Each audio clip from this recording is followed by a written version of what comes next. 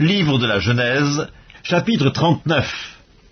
On fit descendre Joseph en Égypte, et Potiphar, officier de Pharaon, chef des gardes égyptiens, l'acheta des Ismaélites qu'il y avait fait descendre. L'Éternel fut avec lui, et la prospérité l'accompagna. Il habitait dans la maison de son maître, l'Égyptien. Son maître vit que l'Éternel était avec lui, et que l'Éternel faisait prospérer entre ses mains tout ce qu'il entreprenait. Joseph trouva grâce aux yeux de son maître, qu'il employa à son service, l'établit sur sa maison, et lui confia tout ce qu'il possédait. Dès que Potiphar l'eut établi sur sa maison et sur tout ce qu'il possédait, l'Éternel bénit la maison de l'Égyptien à cause de Joseph.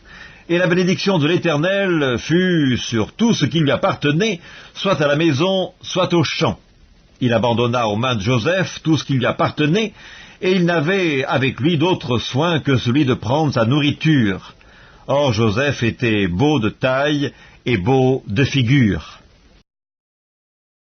Après ces choses, il arriva que la femme de son maître porta les yeux sur Joseph et dit « Couche avec moi ». Il refusa et dit à la femme de son maître « Voici, mon maître ne prend avec moi connaissance de rien dans la maison, et il a remis entre mes mains tout ce qui lui appartient. Il n'est pas plus grand que moi dans cette maison, et il ne m'a rien interdit, excepté toi, parce que tu es sa femme. Comment ferais-je un aussi grand mal, et pécherais-je contre Dieu ?» Quoiqu'elle parlât tous les jours à Joseph, il refusa de coucher auprès d'elle, d'être avec elle. Un jour qu'il était entré dans la maison pour faire son ouvrage, et qu'il n'y avait là aucun des gens de la maison, elle le saisit par son vêtement en disant « Couche avec moi ». Il lui laissa son vêtement dans la main et s'enfuit au dehors.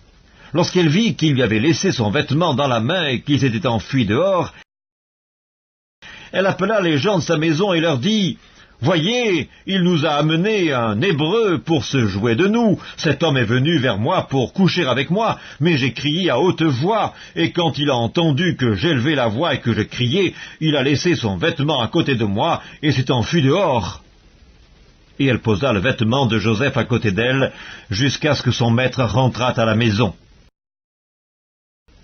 Alors elle lui parla ainsi. « L'esclave hébreu que tu nous as amené est venu vers moi pour se jouer de moi, et comme j'ai élevé la voix et que j'ai crié, il a laissé son vêtement à côté de moi et s'est enfui dehors. » Après avoir entendu les paroles de sa femme qui lui disait « Voilà ce que m'a fait ton esclave », le maître de Joseph fut enflammé de colère. Il prit Joseph et le mit dans la prison, dans le lieu où les prisonniers du roi étaient enfermés.